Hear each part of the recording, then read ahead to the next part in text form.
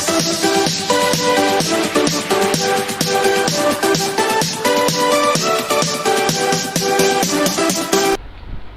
everyone, my name is Jasmita and today I would be teaching you functions of accounting. So ये TS Grewal 2021 edition class 11th की book है and इसी book में से हम आज फंक्शंस ऑफ अकाउंटिंग कवर करेंगे. So first function of accounting हमारा क्या कहता है, that is maintaining systematic accounting records. तो सबसे पहला हमारे को क्या करना है कि हमारे को रिकॉर्ड करना है हमारे रिकॉर्ड्स को in the books of account, that is journal. तो जर्नल में हमारे को अपने सारे रिकॉर्ड्स को रिकॉर्ड कर देना है. तो ये हमारा फर्स्ट फंक्शन है, या कह सकते हैं हमारा ये प्राइमरी फंक्शन है. सेकेंड फंक्शन हमारा क्या कहता है, that is preparation of financial statements और फाइनल अकाउंट्स. तो बेसिकली जो फाइनल अकाउंट्स होते हैं, उस फाइनल अकाउंट्स में हम बेसिकली कहते हैं कि जो हमारा फाइनल अकाउंट्स है उसमें trading and profit and loss account आता है,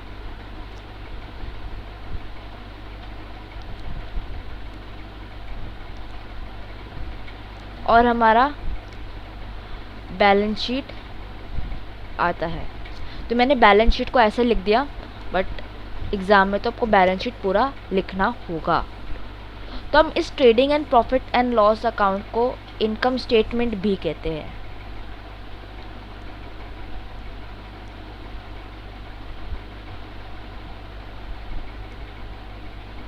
और हम इस बैलेंस शीट को हम पोजीशन स्टेटमेंट भी कहते हैं.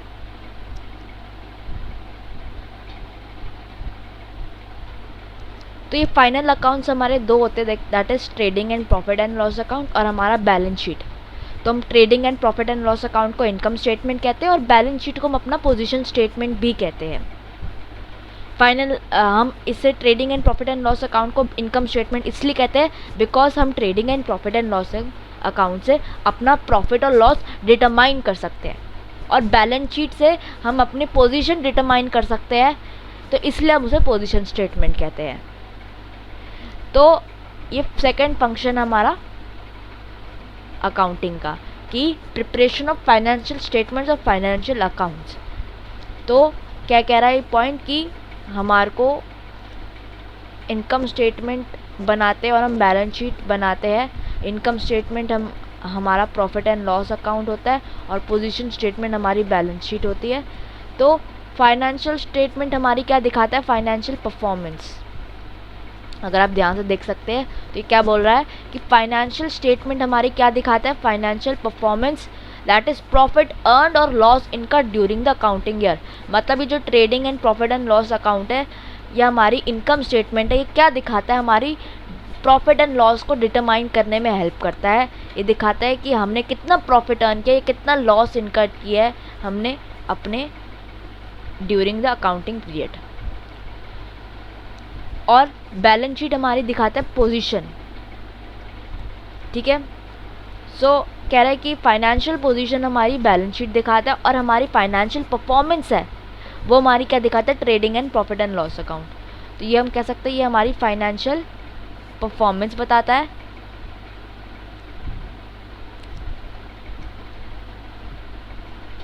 ये हमारी फाइनेंशियल परफॉर्मेंस बताता है.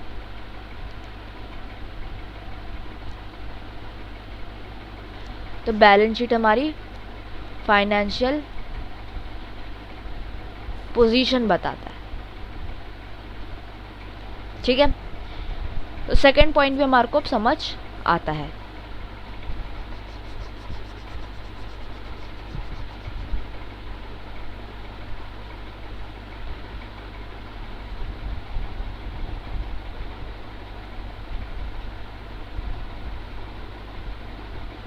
अब थर्ड पॉइंट हमारा कहता है meeting legal requirements.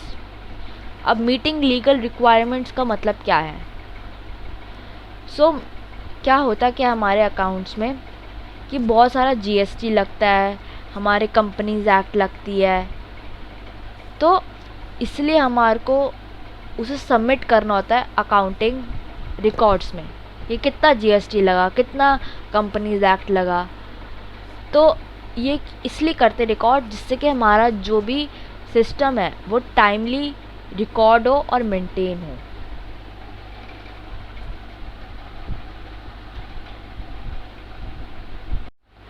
So accounting में बेसिकली बहुत सारी लीगल रिक्वायरमेंट्स होती है, बिकॉज ये बहुत बड़ी जनरलाइज बॉडी है।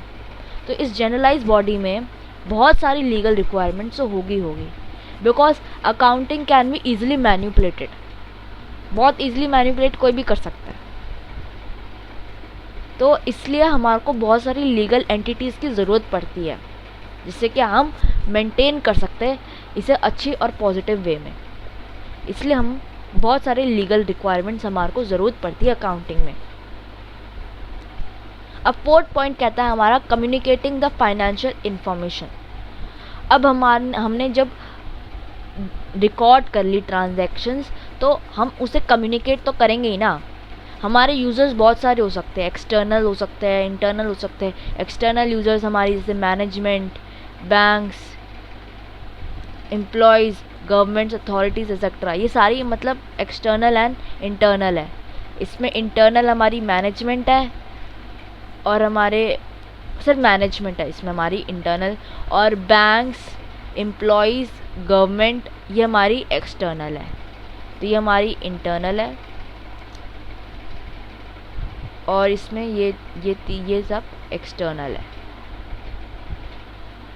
तो हम इसलिए इन्हें इंफॉर्मेशन कम्युनिकेट करते हैं जिससे कि ये हमारे बिजनेस को देखे कि कैसे इसकी फंक्शनिंग है और उसके बेसिस पे जजमेंट्स बनाए और सोचे कि ये बिज़नेस फिर हमारे को इन्वेस्ट करना चाहिए नहीं, या हमारे को इसमें से प्रोडक्ट लेना नहीं चाहिए, या इस बिज़नेस को हमारे को लोन देना नहीं चाहिए।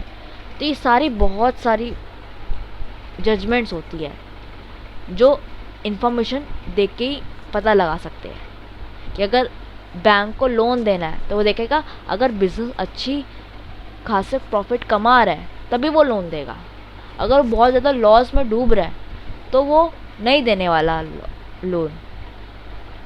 तो इसलिए सबको कहीं ना कहीं इन्फॉर्मेशन चाहिए होती है। अब हम बात करते हैं असिस्टेंट्स टू मैनेजमेंट की।